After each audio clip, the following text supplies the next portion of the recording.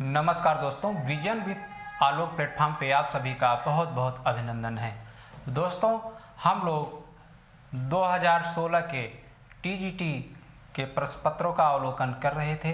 Part 1 का अध्ययन कर लिया है। अब पार्ट 2 के बारे में हम लोग अध्ययन करेंगे। तो आइए स्टार्ट करते हैं। दोस्तों, इस सीरीज का जो अगला सवाल है, संपत्ति के अधिकार को मौलिक अधिकार की सूची से हटा दिया गया।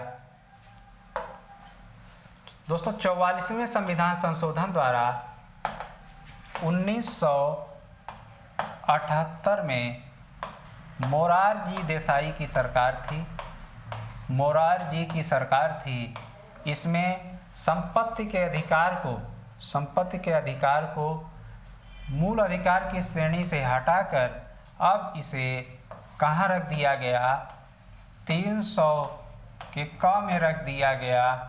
और यह संपत्ति का अधिकार इसमें संपत्ति का अधिकार जो है अब दोस्तों एक विधिक अधिकार के रूप में बन गया है। कैसा अधिकार? संपत्ति का जो अधिकार था, फंडामेंटल राइट जो थी, अब यह एक विधिक अधिकार के रूप में हमें प्राप्त है। तो इस तरह से इस सवाल का आंसर ए होगा।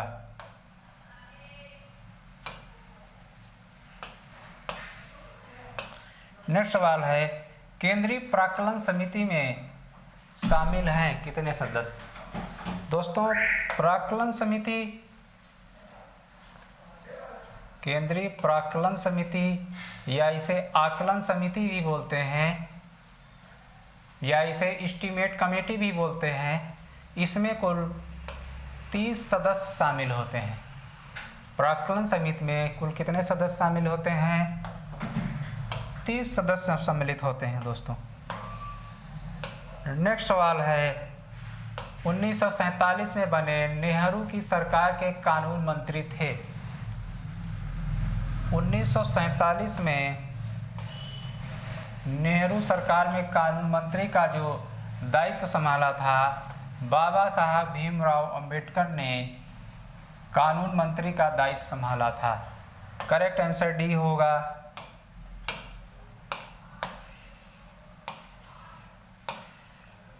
नेक्स्ट सवाल, निम्नलिखित में से कौन सा एक मार्क्सवाद से संबंधित है? मार्क्सवाद से संबंधित है। दोस्तों, अधिशेष मूल्य का सिद्धांत एक ऐसा सिद्धांत है जिसे मार्क्स ने दिया था। मार्क्स ने बताया था कि जो अधिशेष मूल्य होता है वह मजदूरों की गाढ़ी कमाई का हिस्सा होता है। तो उसने एक वैज्ञानिक व्याख्या करके बताया किस तरह से एक पूंजीपति गरीब मजदूर, फैक्ट्री मजदूर का शोषण करता है। तो इस तरह से इसका आंसर ए होगा।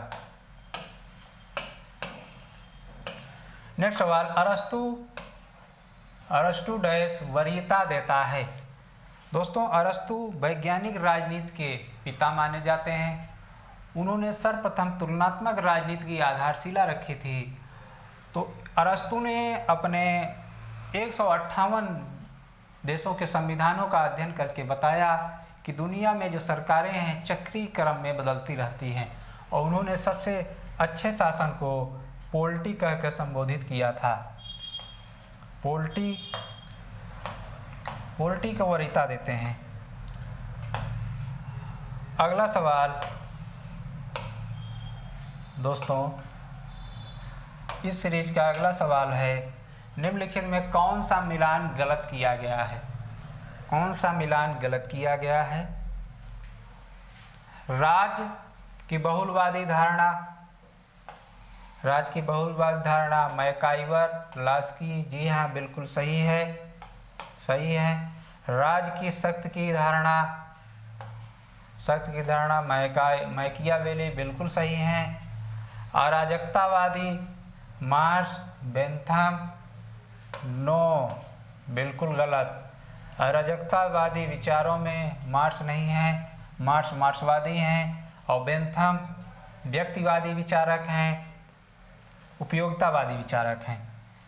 तो दोस्तों अराजकतावादी विचारकों में ये लोग नहीं हैं। अराजकतावादी विचारकों में पुरोधों का नाम आता है, गांधी जी का नाम आता है,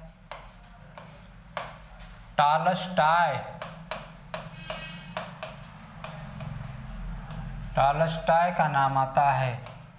इस तरह से कुछ प्रमुख विचारक अराजकतावादी हैं। सरसत्तावादी हीगल और बेरी हार्डी, ये भी सही है। तो दोस्तों इसका करेक्ट आंसर हो जाएगा सी जो है इसमें मैचिंग नहीं है। अराजकतावादी विचारकों में प्रूदो, गांधी, टॉलस्टॉय जैसे विचारक आते हैं।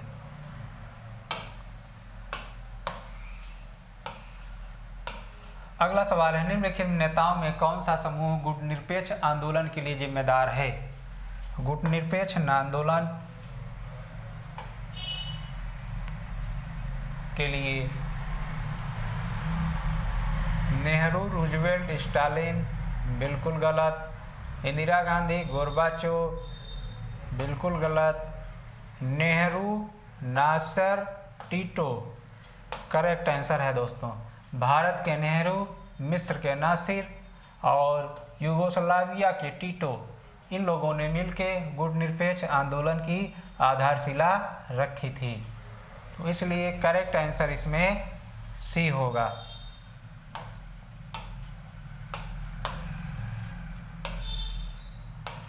दोस्तों अगला सवाल है, पहचाने कि कौन सा एक स्थानीय स्वशासन सरकार का कार्य नहीं है? कौन सा एक स्थानीय स्वशासन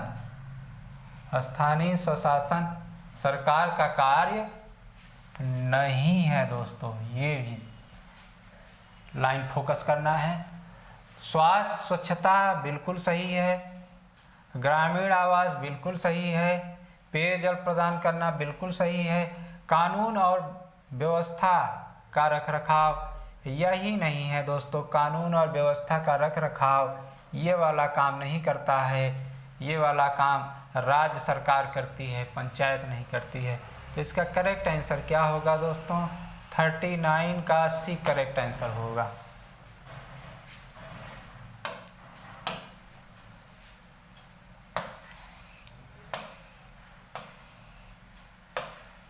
अगला सवाल दोस्तों मैचिंग से है। सूची फर्स्ट को सेकंड से सुमेल कीजिए और दिए गए संकेत से सही उत्तर चुनिए। दोस्तों अगर आपको पुस्तकों का नाम पता है, पुस्तकों की लिस्ट आपने बनाया होगा, तो टीजीटी के प्रश्न पत्र में कोई भी ऐसे सवाल गलत आप नहीं करेंगे। प्लेटो की किताब का नाम रिपब्लिक है, आप जानते हैं। लास्की की किताब का नाम ग्रामर ऑफ पॉलिटिक्स है। बेंथम की लास्की की किताब का नाम ग्रामर ऑफ पॉलिटिक्स है। इतने में मिलान करने की कोशिश करते हैं दोस्तों। एक का बी मिल गया, पहले में ही मिल गया। 2 का डी, 2 का डी बेंथम का प्रिंसिपल ऑफ इंटरनेशनल लॉ में जाएगा। 3 का ए और JS mill principle of political economy. तो इस तरह दोस्तों इसका करेक्ट आंसर बी हो जाएगा। प्लेटो ने रिपब्लिक लिखी थी, बेंथम ने principle of international law, Laski ने ग्रामर ऑफ पॉलिटिक्स और जेएस मिल ने प्रिंसिपल ऑफ पॉलिटिकल इकोनॉमी। इस तरह से बी इज करेक्ट आंसर। भारतीय संविधान में 73वें व 74वें संशोधन अधिनियम के निम्नलिखित में को सम्मिलित किया। भारतीय संविधान के 73वें और 74वें संशोधन को किस भाग में सम्मिलित किया? दोस्तों 73वां संविधान संशोधन भाग 9 और 74वां संविधान संशोधन भाग 9 का ए, भाग 9 और भाग 9 का ए। सी इज करेक्ट आंसर दोस्तों। बहुत इंपॉर्टेंट सवाल है।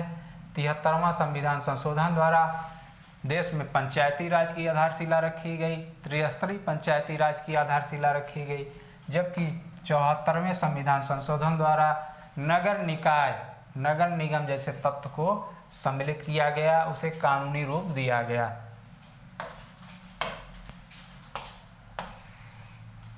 नेक्स्ट सवाल है, राजनीतिक अस्थिरता को जन्म देने वाली दल बदल परंपरा को किस संशोधन द्वारा सीमित किया गया? तो दोस्तों, दल बदल का जो सवाल है बहुत पूछा जा रहा है, बार बार हर सवाल में टकरा जाता है। तो 92वें संशोधन अधिनियम द्वारा 52 अमेंडमेंट के माध्यम से दल बदल की जो बुराइयां थी उसको समाप्त करने का प्रयास किया गया। दोस्तों, यह 92वां संविधान संशोधन 1985 में राजीव गांधी की सरकार में पारित हुआ था। राजीव गांधी बहुत प्रोग्रेसिव माइंड प्रधानमंत्री थे और यंग प्रधानमंत्री थे। उन्होंने बहुत सुधार का प्रयास किया। पहली बार दल बदल की जो बुराई थी, जो समस्याएं थी, उसको समाप्त करने का उन्होंने बहुत साहसिक कदम उठाया था। शिमला समझौते पर हस्ताक्षर किए थे। दोस्तों, बहुत इम्पोर्टेंट है, यह आईआर से संबंधित सवाल है। तो शिमला समझौता जो हुआ था, पहली बात तो जान लें, यह भारत और पाकिस्तान के बीच में हुआ था। शिमला समझौता भारत और पाकिस्तान के बीच, भारत एंड पाक के मध्य कब हुआ था? सन 1972 में शिमला में एक समझौता हुआ था। शिमला जो हिमाचल प्रदेश की राजधानी है।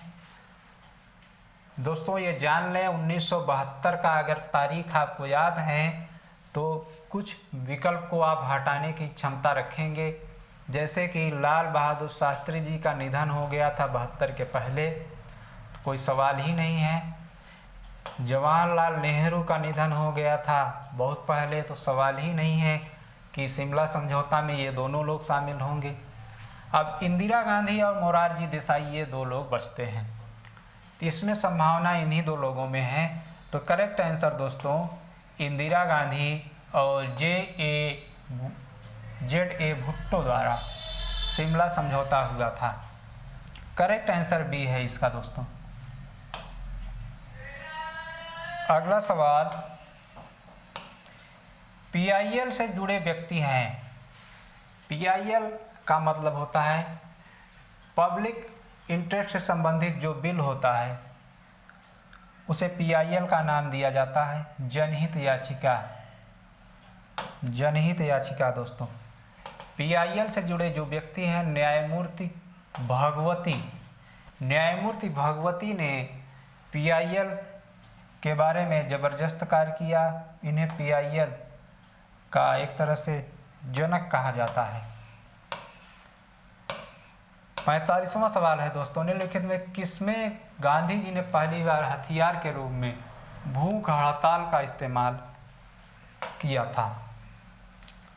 गांधी आंदोलन, हथियार के रूप में भूख हड़ताल का काम किया था। दोस्तों, गांधी जी का जो मूवमेंट है वो शुरू होता है चंपारण,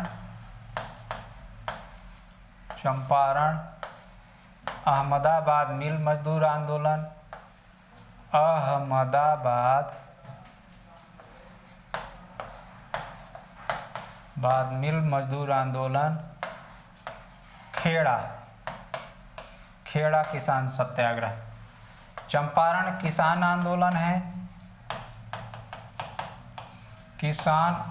है, जो बिहार में हुआ था। अहमदाबाद मिल मजदूर आंदोलन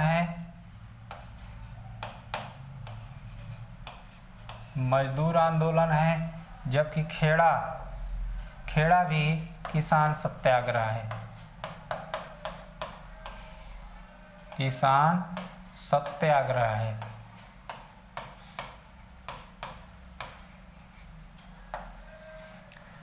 तो दोस्तों इस तरह से अगर आपको क्रम याद करना हो तो एक मैं ट्रिक बता देता हूँ। चाखे याद किए रहिएगा, कभी क्रम पूछ लेता है। चाखे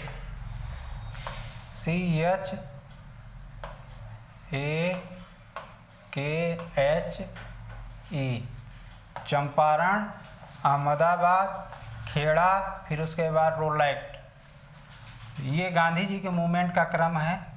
जब गांधी मूवमेंट हम पढ़ाएंगे तो आपको एक एक ट्रिक बताएंगे, तो आप जो है उस ट्रिक को बहुत अच्छे से याद कर लेंगे। तो सीक्वेंस वाला जो सवाल होता है वो आपका गलत नहीं होगा। चाखे याद कर लीजिए, चंपारण, अहमदाबाद, खेड़ा। तो गांधी जी का जो अहमदाबाद मिल मजदूर आंदोलन था, इसी में गांधी जी ने पहली बार भूख हड़ताल किया था। तो इसका करेक्ट आंसर होगा अहमदाबाद कारखाने की हड़ताल में इन्होंने पहली बार भूख हड़ताल को अंजाम दिया था। किसने? गांधी जी ने। अगला सवाल है, सूची फर्स्ट को सूची सेकंड से सुमेल करिए। बहुत आसान सवाल है, ये फंडामेंटल राइट से जुड़ा हुआ तथ्य है। दोस्तों आपको देखना है, अनुच्छेद 14 कानूनी समानता की बात करता है। अनुच्छेद 32 संवैधानिक उपचार की बात करता है। अनुच्छेद 17 अस्पृश्यता अपराध की बात करता है। 16 सार्वजनिक क्षेत्र में रोजगार। तो इसको मैचिंग कराना है, एक का डी से, एक का आपको डी से करा दिए, 2 का आपने करा दिया बी से, 3 का ए। करेक्ट आंसर ए हो जाएगा।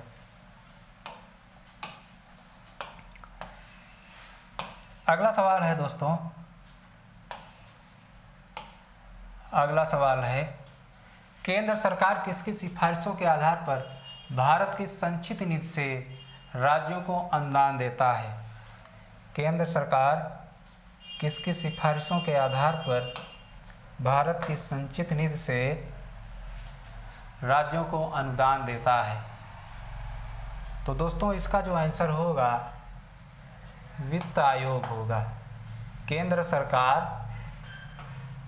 भारत की संचित निधि से राज्यों को जो अनुदान देता है वो वित्त आयोग की सिफारिश पर देता है। तो इसका करेक्ट आंसर दोस्तों बी हो जाएगा, वित्त आयोग।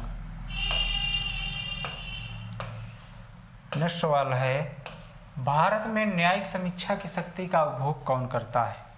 दोस्तों जो न्यायिक समीक्षा की बात है वो हाई कोर्ट हो या सुप्रीम कोर्ट हो, दोनों न्यायिक समीक्षा का अधिकार रखते हैं, लेकिन न्यायिक पुनर्समीक्षा का अधिकार सिर्फ सुप्रीम कोर्ट रखता है।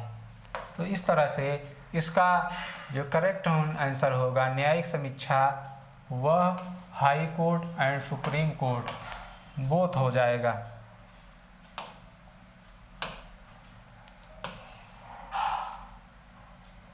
अगला सवाल लेते हैं दोस्तों, यूनेस्को के मुख्यालय कहाँ है? ये जीके टाइप में सवाल है, यूनेस्को का मुख्यालय कहाँ पर है? तो यूनेस्को का मुख्यालय फ्रांस की राजधानी पेरिस में स्थित है। फ्रांस की राजधानी पेरिस में स्थित है, जबकि न्यूयॉर्क में दोस्तों संयुक्त राष्ट्र संघ का मुख्यालय स्थित है।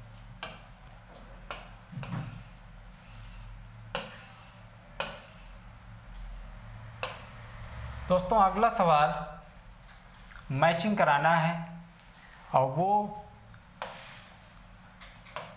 फंडामेंटल राइट की सुरक्षा के लिए जो न्यायालय द्वारा जो रिट जारी की जाती है उन्हीं की मैचिंग से संबंधित सवाल है। पहला सवाल है, पहला लाइन है निषेध। तो निषेध का मतलब क्या होता है? निषेध का मतलब यहाँ पर स्थगन आदेश होगा दोस्तों। उपप्रेषण, प्रमाणित होना, परमादेश हम आदेश देते हैं, परमादेश हम आदेश देते हैं, बंदी प्रत्यक्षीकरण, सशरीर उपस्थित होना। तो निषेध क्या हो जाएगा, स्थगन आदेश, और प्रेषण लेख प्रमाणित करना है। तो इस तरह से दोस्तों ए का डी होगा, ए का डी होगा, 1 का डी होगा, 1 का डी हो जाए। जब 1 का डी हो जाएगा तो आंसर आ गया, 2 का सी हो जाएगा। करेक्ट आंसर ए होगा दोस्तों।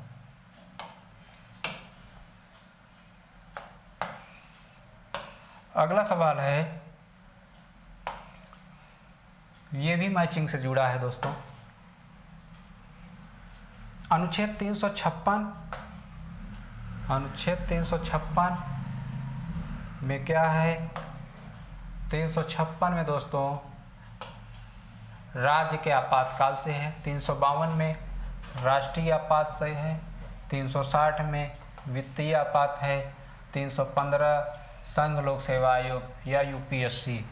तो इसका जो करेक्ट आंसर होगा 1 का डी में होगा, 1 का डी, 2 का सी, 3 का बी। करेक्ट आंसर ए हो जाएगा।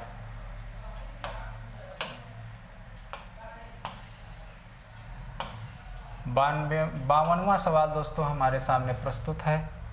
हमारे संविधान में प्रीवी पर्स और विशेषाधिकार का उन्मूलन किया गया। बहुत महत्वपूर्ण है दोस्तों, ये सवाल 2010 के टीजीटी में भी आ चुका है। हमारे संविधान में प्रीवी पर्स या विशेषाधिकार, प्रीवी पर्स क्या होता है दोस्तों, जो आज़ादी के पहले राजाओं जमींदारों के जो विशेषाधिकार थे, जमींदारी व्यवस्था थी, उनके पास बहुत सारे ज़मीन थे, संसाधन थे, तो उन विशेषाधिकारों को नेहरू जी समाप्त करना चाहते थे। नेहरू जी का मत था कि राजाओं राजकुमारों को अपना जो विशेषाधिकार है, अपनी जो सुख सुविधाएं वाले संपत्ति हैं, उसको छोड़ देना चाहिए। तो संविधान में 26वें संशोधन द्वारा प्रीवी पर्स या विशेषाधिकार को समाप्त किया गया। बहुत महत्वपूर्ण है दोस्तों।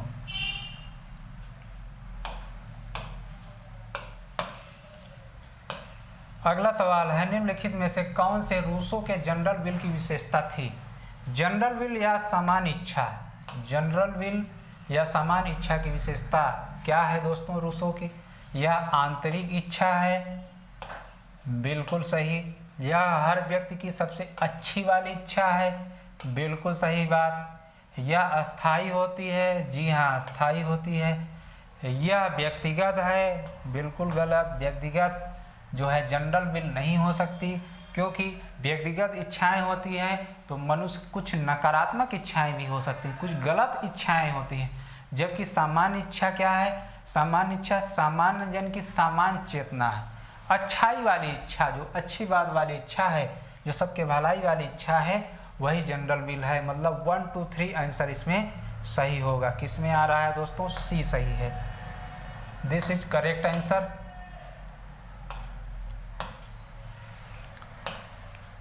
चौवनवां सवाल देखते हैं दोस्तों। संसदीय सरकार के तहत राज्य का प्रधान होता है। दोस्तों बहुत शानदार सवाल हमारे सामने प्रस्तुत है। संसदीय सरकार के तहत राज्य का प्रधान, दो टर्म्स हैं, एक संसदीय सरकार, दूसरा राज्य का प्रधान।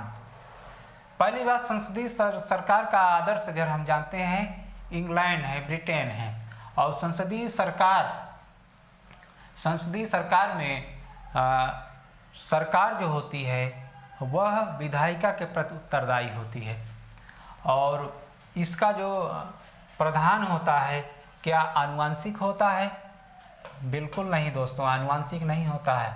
क्या निर्वाचित प्रतिनिधि होता है? बिल्कुल नहीं होता है, निर्वाचित प्रतिनिधि नहीं होता है।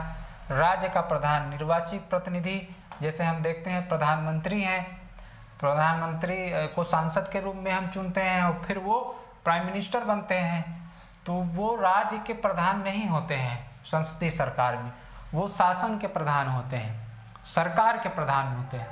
मोदी जी राज्य के प्रधान नहीं हैं, मोदी जी सरकार के प्रधान हैं, वो शासन के प्रधान हैं, शासन के अध्यक्ष हैं, सरकार के अध्यक्ष हैं, लेकिन हमारे भारत में, हमारा जो भारतवर्ष है, इंडिया है, उस भारत संघ के अध्यक्ष कौन है? महामहिम रामनाथ कोविंद जी हैं। तो राज्य का प्रधान कौन होता है? मनोनीत व्यक्ति ये भी नहीं होता है, संवैधानिक प्रधान होता है दोस्तों। संवैधानिक जो प्रधान होता है संसदीय सरकार में, वो राज्य का प्रधान होता है। तो डी इज करेक्ट आंसर। अगला सवाल, राजनीतिक विचारक जिन्होंने पहली बार समकालीन विश्व में राज्य शब्द का प्रयोग किया था। समकालीन राजनीतिक विचारक जिन्होंने पहली बार समकालीन विश्व में राज्य शब्द का प्रयोग किया था, स्टेट शब्द का प्रयोग दोस्तों किसने किया था? यह प्रयोग किया था मैकियावेली ने। मैकियावेली ने अपनी किताब द प्रिंस में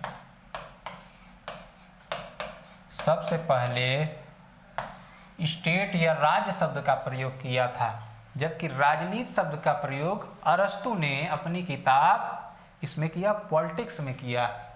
तो इसका करेक्ट आंसर दोस्तों मैकियावेली हो जाएगा।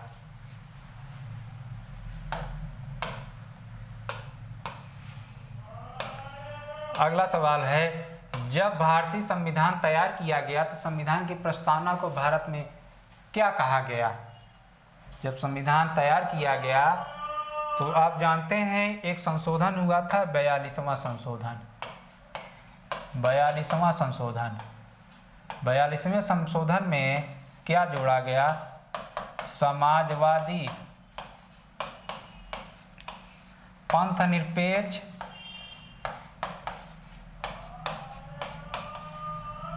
और अखंडता, 3 तत्व प्रस्तावना में जोड़े गए। ठीक है, 3 तत्व प्रस्तावना में जोड़े गए थे बाद में, मतलब जब संविधान लागू हुआ गया, जब संविधान तैयार किया गया था तो ये 3 तत्व नहीं थे, ये 42वें संशोधन द्वारा 1976 में जोड़े गए। तो ये 3 तत्व जहां आपको दिखेंगे तुरंत काट दीजिए, बाहर करिए। समाजवादी आ रहा है, ये नहीं था संविधान, ये भी नहीं था, यहाँ समाजवादी आ रहा है। अखंडता कहीं दिख रहा है? नहीं दिख रही है, मतलब कि ए और बी में सही सवाल, कोई सवाल अभी उत्तर सही है। तो दोस्तों संघीय एक शब्द है, संघीय का कहीं उल्लेख नहीं किया गया है, मतलब संप्रभु, लोकतंत्रात्मक, गणराज्य, यही शब्द प्रारंभ में सम्मिलित था प्रस्तावना में। B is correct answer. दोस्तों भारत के राष्ट्रपति क्या क्या कर सकते हैं? लोकसभा को भंग कर सकते हैं, बिल्कुल। लोकसभा की अवधि समाप्त, चुनाव के लिए आदेश दे सकते हैं, संसद द्वारा पारित बिलों पर सहमति दे सकते हैं, बिल्कुल। संयुक्त अधिवेशन को संबोधित कर देते हैं, सकते हैं, बिल्कुल। ये वाला इनका काम नहीं है दोस्तों। तो 1, 3, 4 जिसमें होगा वही सही है। 1, 3, 4 डी इज करेक्ट आंसर। दोस्तों अगला है, सुप्रीम कोर्ट के अधिकार क्षेत्र को बढ़ाया जा सकता है, किसके द्वारा बढ़ा सकते हैं दोस्तों? तो सुप्रीम कोर्ट के अधिकार क्षेत्र को बढ़ाने का कार्य संसद द्वारा ही किया जा सकता है,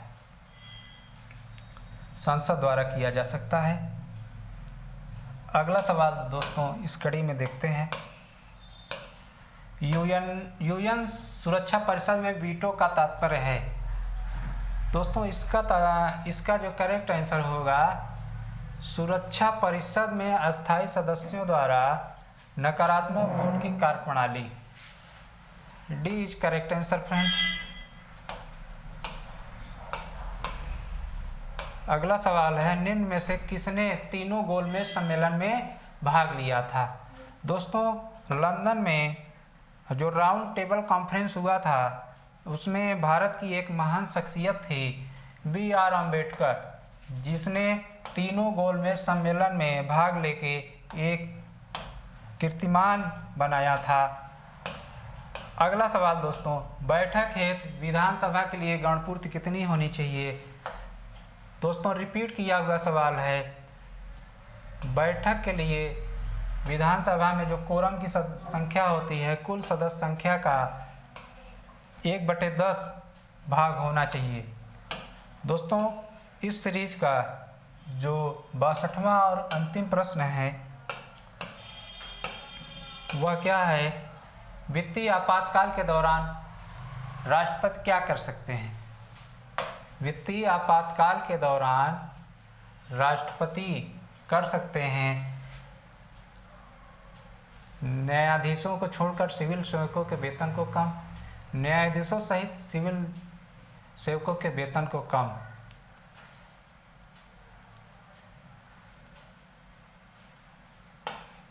वित्तीय आपातकाल के समय दोस्तों न्यायाधीशों सहित सिविल सेवकों के वेतन को कम कर सकते हैं। तो इस तरह से इसका जो करेक्ट आंसर दोस्तों बी होगा। तो दोस्तों इस तरह से देखते हैं, एक सवाल और रह गया है दोस्तों। संविधान का अनुच्छेद 370 संबंधित है, संविधान का अनुच्छेद 370 संबंधित है। तो आप सभी जानते होंगे जम्मू कश्मीर के विशेष दर्जे से संबंधित है। तो दोस्तों इस तरह से 2016 का यह प्रश्न पत्र कंप्लीट हुआ और हमने देखा बहुत शानदार तरीके से, हमने देखा कि किस तरीके से सवाल प्रश्न पत्र पुराने प्रश्न पत्र से दोहराए गए हैं। दोस्तों मैं बताना चाहता हूं कि अगर आप रेगुलर हमसे जुड़कर सिर्फ प्रश्न पत्रों और हमारे लेक्चर वीडियो को देख लेते हैं तो आप एक समय इतनी अच्छी स्थिति में आएंगे कि 63 सवाल में आप आसानी से 58-59 सवाल सही कर पाएंगे और जो चयन सूची है उसमें बहुत आसानी से अपना नाम दर्ज करा सकते हैं। तो दोस्तों उम्मीद है आपको ये लेक्चर पसंद आया होगा। तो इस लेक्चर को लाइक करें, सब्सक्राइब करें। धन्यवाद।